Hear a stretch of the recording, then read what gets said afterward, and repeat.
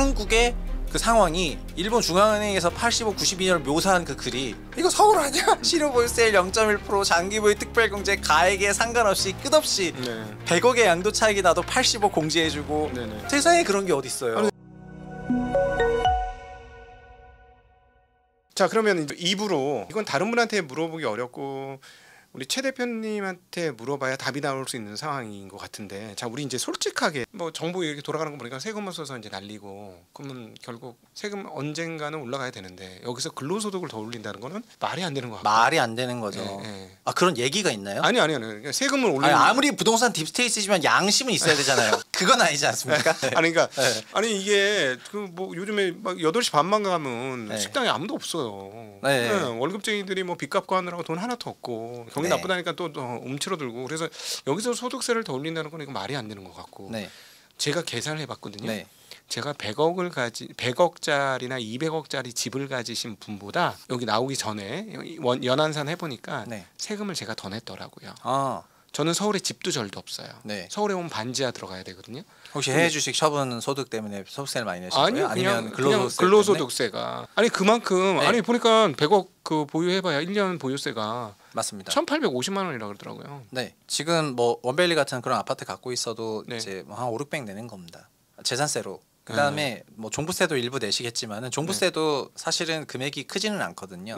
2주택까지는 금액이 크지 않은 부분이어가지고 우리나라 부동산 실효세율이 0.1, 0.2%밖에 안 되니까 30억짜리 있어도 300만 원 내는 수준. 그런데 여기서 막 예를 들어 소득세 쪽에서 세금을 건드려, 있을 수 없는 일이고, 예를 들어 부가가치세를 여기서 또 건드려, 이것도 말이 안 되는 것 같고. 말이 안 되죠. 근데 분명히 제일 쉬운 부가가치세 건드릴 것 같고, 돈이 없으면 자산에 대해서 좀 세금을 걷자 라는 논의가 좀 있어야 되지 않을까? 저는 자산과세는 무조건 할 걸로 생각하고요. 그 자산과세에 대한 교통정리를 주식과세에서 아직 제대로 다 못했기 때문에 주식과세에서 교통정리가 되면은 그게 부동산과 코인에도 간다고 생각하거든요. 근데 주식자산에 대한 교통정리는, 그러니까 그 모든 소득의 형식이 중요한 게 아니라 이자냐 배당이냐 매각 차익이냐가 중요한 게 아니고 어느 것에서 원천으로 하고 있느냐를 중요하게 생각하는 것이 이제 자산과세의 큰 골자 중에 하나인데, 부동산은 처음부터 그러지 않았기 때문에 대부분의 나라에서 부동산 세제는 이제 여러 가지가 복합적이지만 주식이라든가 이런 부분에 대한 세금은 그냥 금융투자 과세라고 다 하나 퉁쳐져 있고, 배당이든 뭐 양도차익이든 다 손익합산하고, 그 다음에 장기간에 걸쳐 가지고 이연을 시킬 수 있는 그런 제도를 다 두면서 그 다음에 20% 정도로 딱 낮춰놨거든요. 일본과 미국을 보면은. 근데 우리나라는 배당소득 최고세율 35로 하겠다 그러고, 그다음에 배당 2천만 원 넘는 거는 종합소득 합산과세 하겠다 그러고 등등 여러 가지가 막 있다 보니까 일단 이게 한번 정비가 돼야 될 것 같고요. 근데 근본적으로 이게 정비되면 주식 코인 과세가 나오게 될 거라고 생각을 하고요. 이거랑 별개로 지금 부동산에 대한 과세도 취득 보유 처분 등에 대한 많은 복합적인 과세가 있지만은 보유세 과세가 이제 과도하게 낮다 보니까 취득세는 높고 이러다 보니까 결국에는 보유세 과세를 높이지 않을까라는 그런 생각을 하고 있습니다. 사실 보유세가 낮추고 취득등록세를 높인 거는 나는 부동산 딥스테이트들이 집을 그 동네 갖고 있어서 그런 것 같아라는 생각을. 이게 일본 중앙은행장이 쓴 책이 있습니다. 일본의 30년 대위기로부터 무엇을 배울 수 있는가라고 일본 중앙은행장이 쓴 책이 있는데 그 일본 중앙은행장이 일본 대버블 때 중앙은행에 다녔었기 때문에 일본의 상황을 잘 알았겠죠. 그렇겠죠. 그 사람이 묘사한 85년부터 92년까지의 시장은 이런 겁니다. 보유세는 낮고요. 그러니까 세율은 1.4%였지만은 공정시장 가액 비율이 10%였습니다. 그러니까 0.14, 0.1을 내는 거죠. 그 다음에 장기 보유 특별 공제가 있었습니다. 집을 갖고 있으면 갖고 있을수록 장기 보유 공제가 돼요. 그리고 이게 조합이 되니까 보유세는 낮고 장기 보유 공제는 있고 가격은 상승하니까 집을 팔 이유가 없게 되는 거고. 그래서 이 모든 게 가격 상승 쪽으로 갔고요. 본인이 바꿔보려고 했대요. 그랬더니 어떻게 됐냐?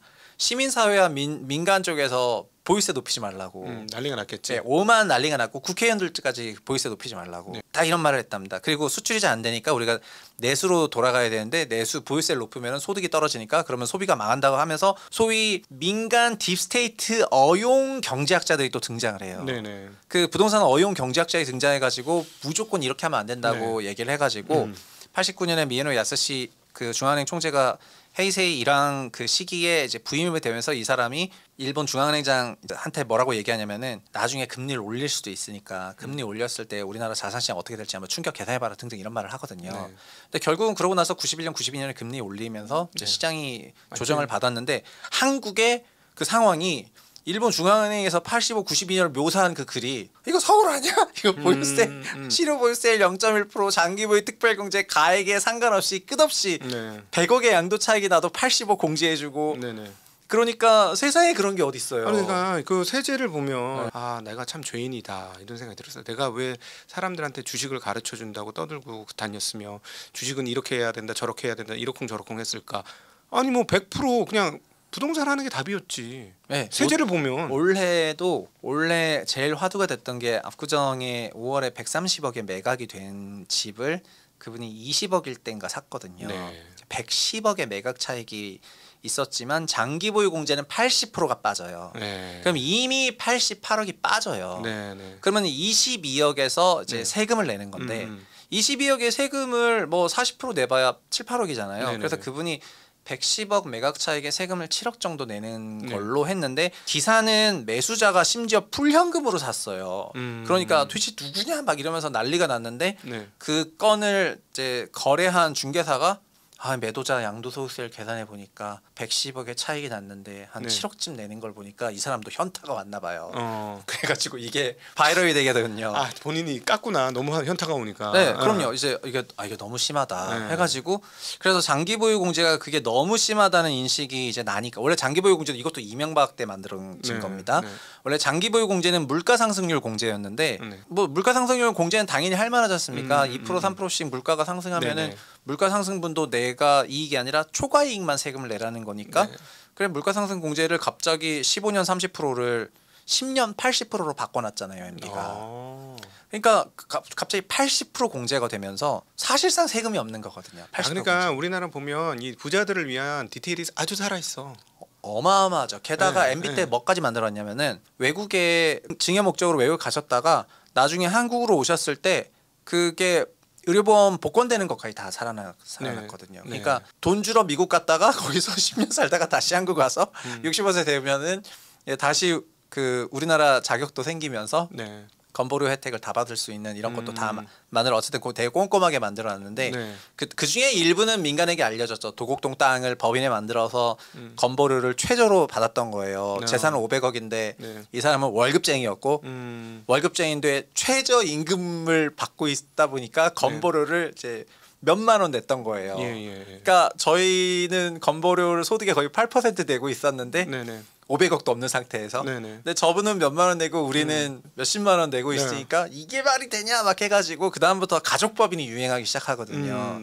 그래서 이런 한국의 이런 여러 세제들은 다 부자와 부동산 부자를 목적으로 만들어진 그런 세제였는데 사실은 한국의 여러 세제들은 다 일본에서 온 겁니다. 근데 제가 왜 일본을 우리가 좀 따라가면 좋겠다 하냐면은 지금 우리의 부동산 낮은 보유세제 이런 것도 그 원료는 다 일본입니다. 1920 임대차법도 다 그렇고요. 1923년 임대차법 차지법 당시 차지법도 일제 시대 때 만들어진 일본의 법을 한국에도 유사하게 도입을 해가지고 일본에서는 일본인 미망인이 임차인이었고 남편은 군대 끌려갔는데 한국은 한국인이 임차인이니까 임차권도 보장 안 해주거든요. 너네 1년 단위로 내쫓을 수 있게 해서 일본인 편의를 보는 방식의 임차 제도였고 보유세는 재산은 또 일본인이 갖고 있으니까 일본처럼 낮은 재산세 그게 이제 전후에도 계속 유지가 됐었는데 어쨌든 일본도 92년 붕괴 이후에 주식도 바꿨고 부동산도 바꿨고 다 바꿨지 않습니까? 근데 저희는 2025년인데도 안 바꿨어요. 그러니까 자연스럽게 그 부작용대로 부동산은 이렇게 하고 주식은 이렇게 하고 이런 게 있는 것 같고요. 일본이 2010년대에 주식 세제를 다 바꾼 것처럼 저희도 주식 세제를 합리적으로 바꾸면은 외국인은 다 알아볼 거고. 그렇지. 외국인들이 봤을 때 이렇게 되네. 이거 가는 거네. 이거 그냥 바로 느낌 오는 일본 거지. 시즌 2구나 이러면서 그냥 니케이 많이 사망 가는 것처럼 저희도 그냥 가는 거고. 나도 편하게 올라타자. 이제 코스피처럼 한번 갑시다. 약간 이런 말 하고 싶습니다. 맞아요. 이거 제가 보니 이게 알면 알수록 이게 디테일이 다 살아서 참 맞습니다. 그래서 부동산 세제는 저는 올라갈 거라고 생각합니다. 표율을 까봐 무서워서 못 하잖아요. 뭐 맞죠. 결국 그것도 여기까지 가면은 이제 한국의 개혁은 불가능해요. 표를 잃어서 결국 정치는 선거에서 이기는 게 지고지순한 목적이기 때문에 그런 부분을 어필해야 되는데, 그러나 세금을 올린다고 해도 그런 거를 무조건적으로 반대하는 건 아니라 생각하거든요. 네네. 결국 어떻게 설득하냐가 중요한 건데, 합리적인 안으로 하면 만약에 그러니까 세금을 올려서 다 반대였다면 그동안 우리의 소득세는 다 어떻게 올라갔던 건데요. 그러니까는 우리가 바보니까. 저희 35%에서 45%까지 올라갈 때 저항한 바가 없었는데. 그러니까 우리 바보니까 그래, 바보니까. 아니 그러니까 이게 아무리 월급을 많이 받아도 뭐 로펌 무슨 어디고 뭐 무슨 뭐 별리 사고, 제가 보니까요 서울에 집 사기 힘들어요. 지금 집 누가 사시냐면은 소위 서울 4분위 5분위 사시는 분들 대부분 다 의사신데 다 피부과 의사시십니다. 정말입니다. 피부과 의사들 소득이 한 2, 3년 전에 다 따블이 났거든요. 아시겠지만 의료 관광이랑 그렇지 중국 중동 피부과 뭐 쇼핑, 다 오니까 의료 쇼핑이 완전 폭발적으로 늘어서 보통 예를 들면 월 2천 3천 벌었다면은 지금은 4천 5천 이상 버시면서 20억짜리 집을 그냥 순풍 사가지고 그래서 6억 대출 나오니까 갑자기 좀 매수세가 좀 끊긴 거거든요. 이분들은 하여간 현금 흐름이 좋으니까 10억이든 20억이든 대출 받아도 지를 수 있지. 그 이자하고 다 원리금 다 상환이 가능하신 분들이니까. 그래서 제 지인들도 강남에서 중개업 하시는 분들이 많이 있는데 고객들 보면 태반이 의사라는 거예요. 근데 그 의사가 무슨 의사겠냐고요. 다 피부과 의사분들. 피부과 의사분들 요즘 소득이 진짜 대폭발을 했고 어쨌든 피부과 마켓 자체가 너무 커져가지고 이런 거였는데 이런 게 조금 있었던 것 같습니다. 근데 뭐 종국에는 지금 아무리 연봉이 높아도 월 몇 천씩은 이제 완전 0.1%. 대부분의 직장인들이 한국 평균 연봉이 3천만 원대 중반에서 13억짜리가 중위 가격인 서울 부동산 시장을 덜컥 매수한다. 이건 현실적으로 어렵고요. 그러니까요. 점점 주택 시장에서 주택 매수하시는 분들은 그냥 코호트가 이런 겁니다. 소득이 갑자기 폭증한 케이스.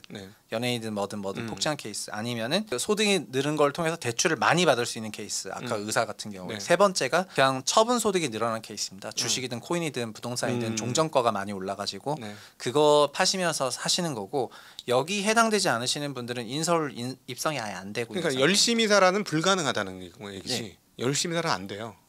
그래서 저는 일각에서 저한테 자꾸 이런 질문들이 와요. 자기 갈아타고 싶대요. 소위 요즘 유행하는 여기서 여기로 높은 가격으로 갈아타고 싶은데 여기 집도 갖고 있고 여기로 갈아타고 싶으신데, 저는 그냥 당당히 얘기해요.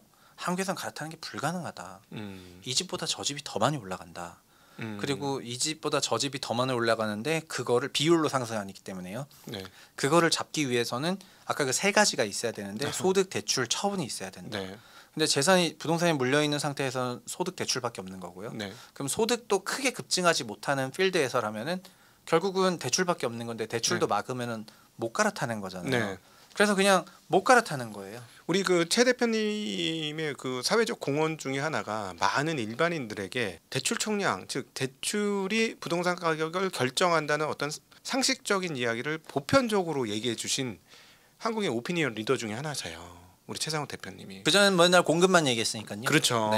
그 간단하게 설명해 주시면 어떻게 보십니까? 부동산에 들어가는 총량의 금액에 따라서 결국은 시간차를 두고 부동산 결정이 될 거니까. 이게 요즘에 제가 그 자본시장 연구원의 신보상 박사가 쓴 부채로 만든 세상이라는 책을 읽고 제가 영상도 올리고 리뷰도 많이 했고 주변에 추천을 많이 하고 있는데, 그 책을 보면은 몇 가지의 깨달음이 느껴지긴 하는데, 그러니까 부채 증가율을 그 대비니까 D라고 하고 한국의 그 잠재 성장률을 G라고 하면은 D가 G보다 크면은 자산 가격이 상승을 해요. 근데 그게 그 돈이 아니고 대출이 생산 경제로 가면 생산이 좀 과열이 되고 대출이 자산으로 가면 자산이 과열되지 않습니까? 그래서 그게 이번 정부에서는 생산적 금융이라는 용어를 써가지고 그동안 우리나라의 대출 그로스 D가 항상 성장률 G보다 높았는데 그러니까 자산이 과열이 됐다. 그러니까 이거를 경제 쪽으로 돌리고 싶다. 그래서 저는 그거를 보면서 그러면 이제 생산이 과열이 될 수도 있는 거고 이게 과열이 되면 이거는 결국 주식회사 형태로 나타날 거기 때문에 자산 시장으로 직접 간 건 아니지만 주가가 올라간다고 저는 이제 일부 생각을 하고 있고요. 근데 지난 10년은 다 부동산으로 갔거든요. 그래서 부동산 D가 G보다 더 큰 이런 상황이고요. 새 정부에서는 뭐 여러 차례 나왔지만 아주 간단합니다. 부동산 분야 D는 G보다 낮게 가진 거예요. 그러니까 한국의 그 명목 성장률이 3%대니까 부동산 D는 3%보다 낮아야 된다는 거예요. 2% 성장만 하겠다는 거고, 그러면 이제 2,000조 기준으로 연 40조만 늘어나라는 거고 월 3조씩 늘라는 거거든요. 그래서 월 4조면은 빡 비상 하지마 대출 이거고 3조 원대입니다. 그래? 그럼 다음 달도 약간 이런 기조여가지고 대출을 못 먹는다면 부동산 시장 그 자체로 돈이 많이 오긴 어렵습니다. 그러나 한국 부동산 시장은 한 개의 엔터티가 아니라 굉장히 세분화되어 있는데 지금 한국 부동산 시장에 기저에 깔려 있는 민심은 지방 소멸이라든가 인구 소멸 지역에 있는 부동산 자산을 다 처분하고 알짜 자산으로 가자는 그런 그레이트 로테이션이 있거든요. 네. 그 목표치는 되게 좁은 지역이거든요. 그렇죠. 서울 몇 개 지역이거든요. 네. 그러니까 거시적인 레벨의 대출은 40조지만은 그게 들어가는 투입되는 지역은 옛날보다 더 좁아져가지고 네. 여기는 유동성이 있어요. 네. 그래서 이쪽 자산은 아마도 미래에도 이제 빈도는 줄어들겠지만은 계속해서 그 상승 압력을 많이 느끼실 수밖에 없는 지역이 네. 될 것 같습니다. 아니 그러니까 지금 말씀이라는 건 결국 부동산 대출도 계속 는다는 얘기잖아요. 그 늘긴 늘지만 비율을 제어해서 네, 늘긴 늘지만 네. 초과로 상승하진 않죠. 그러니까 저는 걱정되는 게 네. 이미 민간 쪽에서 뭐 기업 대출도 엄청나지만 가계 대출도 GDP의 90%가 넘고 낮춰서 90%가 넘는 건데 네. 미국인간 재계율로 70% 넘어서 박살난 거지 않습니까? 네. 그럼 이것도 사실 우리는 70% 언더로 떨어뜨려야 되는 입장이잖아요.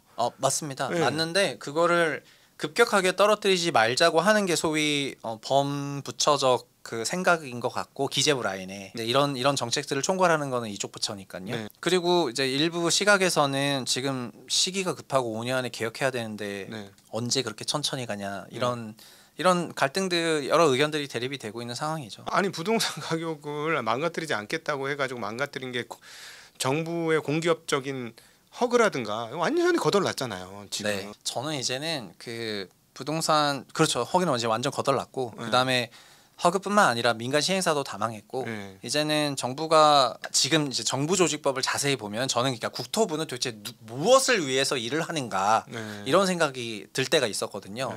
국토부는 건설회사를 위해서 일을 하는 걸까 아니면 국민의 주거권을 위해서 일을 하는 걸까 등등 여러 가지 생각이 들었는데 정부조직법상 국토부의 설립 목적은 결국은 전두환 정부 때 약간 수립했던 국가의 국토 개발 균형 이제 소위 50년 전 그 스킴에 머물러 있고 지금 새로운 뭐 시대에 필요한 뭐 도시라든가 주거라든가 이런 거는 좀 다 빠져 있는 거 맞는 것 같아가지고 여전히 과거의 관행 관습대로 일을 하는 것 같고요. 그래서 지금은 개혁이 필요한 시기인데 관료들은 개혁될 준비가 안 돼 있는 것 같고 민간에서는 개혁에 대한 요구는 되게 센데 직원들이 그 이것도 나와 보시니까 더 느끼시겠지만은 소위 증권금융회사 안에 있는 거하고 나와서 민간시내에 있는 거하고 속도라든가 그 일하는 분위기라든가 이런 게 많이 다르거든요. 그렇죠. 그러니까 그런 느낌이라고 생각하시면 좋겠습니다.